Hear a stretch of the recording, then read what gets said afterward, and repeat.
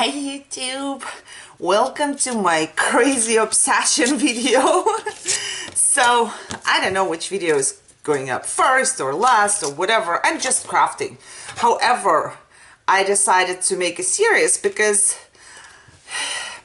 you know, when the year ends, we have our resolutions for next year, and my resolution for next year, because I cannot like do, oh, I want to do more exercise or more something. I cannot, you know, so my resolution for next year is to use my stuff, because I have tons and tons and tons of dies and stamps and ephemera and I don't even know, everything and anything, and I find myself not using it, you know. A lot of the stuff is still in its packaging, so I decided to use everything everything. And yeah, I will just show you the supplies I used, and that's it. So today I made a shaker. Let me show you what I used first. I have this die, and it is beautiful. The size is, let me see, not quite 4 by 2 3/4. I don't know. However, so I loved it. I saw it and I was thinking, hey, shaker. Shaker, of course, I love shakers. So I took this one, and I also have this die set, and it has 6 pieces. It is stitched, and it cuts like your corner here, rounded corner. So because I do not have anything as small as this, and I did not want to go ahead and cut myself the whole frame like a million times, I decided to look for something I could use, and the 2 dies right here were perfect.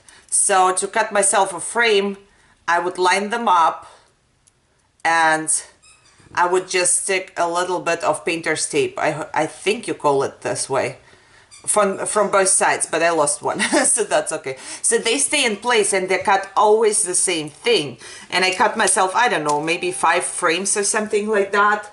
So that's what I did. And I used bling. I have bling in my stash. So I also used the glitter right here, just because I love it for snow. So and the last thing I did use was cardstock, and I do love this holographics. It's so cool. Next time I go, I will grab myself another one. Look at that. It's just incredibly cool. I love it. And I decided to use one that looks like Northern Lights. And when I posted the picture, I believe Arlene said it looks like Northern Lights, and I was like, so happy, because that's what I was going for. So I made a shaker. This is how it looks like. I don't know if you can tell the holographic paper right there in the back. I'm trying to turn it for you so you can see how it looks. It's so cool. So I do have some snow, and it does shake, you know, but it's just glitter, so it's everywhere. And I put a little bit of bling on the bottom just to make it a little prettier.